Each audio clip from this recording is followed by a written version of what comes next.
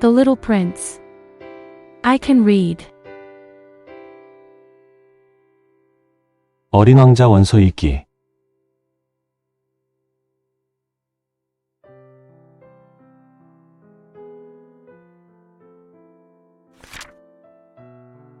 Our plan.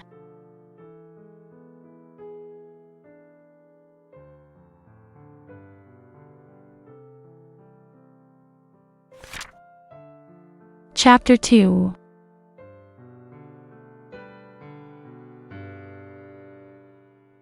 So I lived my life alone, without anyone that I could really talk to. Until I had an accident with my plane in the desert of Sahara. 6 years ago.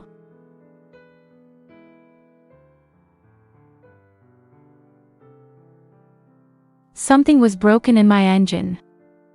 And as I had with me neither a mechanic nor any passengers, I set myself to attempt the difficult repairs all alone.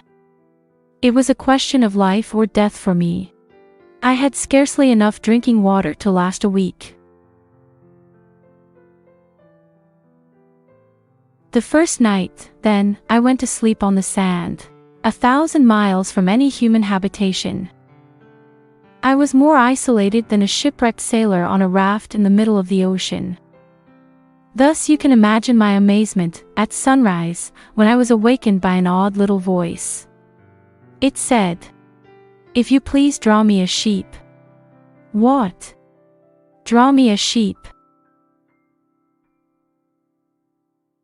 I jumped to my feet, completely thunderstruck. I blinked my eyes hard.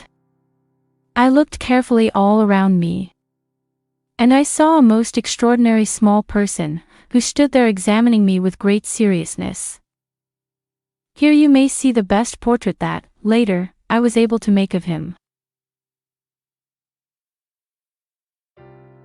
But my drawing is certainly very much less charming than its model.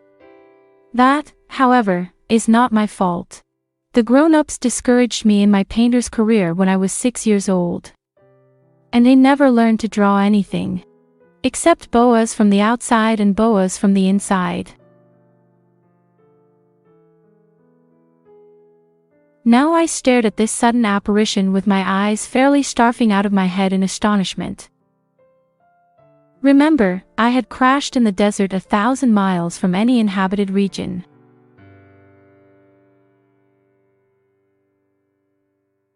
And yet my little man seemed neither to be straying uncertainly among the sands nor to be fainting from fatigue or hunger or thirst or fear.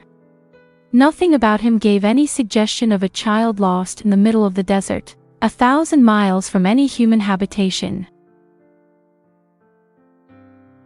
When at last I was able to speak, I said to him, "But what are you doing here?"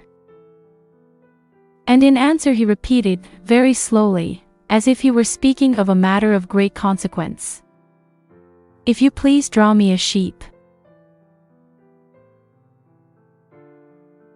When a mystery is too overpowering, one dare not disobey.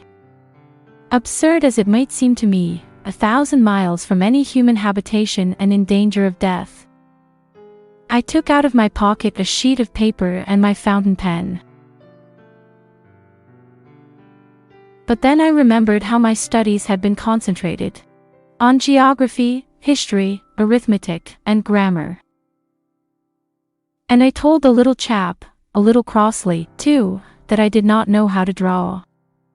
He answered me, "That doesn't matter. Draw me a sheep." But I had never drawn a sheep. So I drew for him one of the two pictures I had drawn so often. It was that of the boa constrictor from the outside.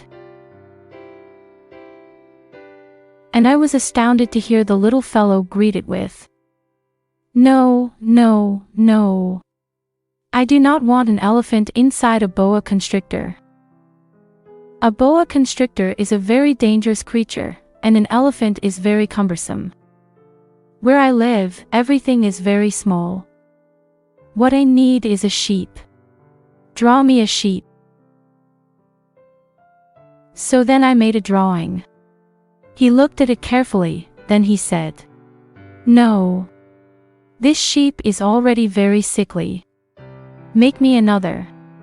So I made another drawing. My friend smiled gently and indolently. "You see yourself," he said, "that this is not a sheep. This is a ram.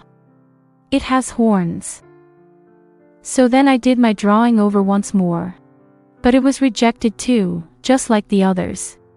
This one is too old. I want a sheep that will live a long time.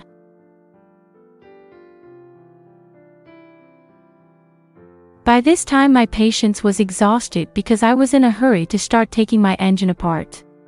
So I tossed off this drawing. And I threw out an explanation with it. "This is only his box. The sheep you asked for is inside." I was very surprised to see a light break over the face of my young judge. That is exactly the way I wanted it. Do you think that this sheep will have to have a great deal of grass? Why? Because where I live everything is very small. There will surely be enough grass for him, I said. It is a very small sheep that I have given you. He bent his head over the drawing. Not so small that, look. He has gone to sleep. And that is how I made the acquaintance of the little prince. You did it.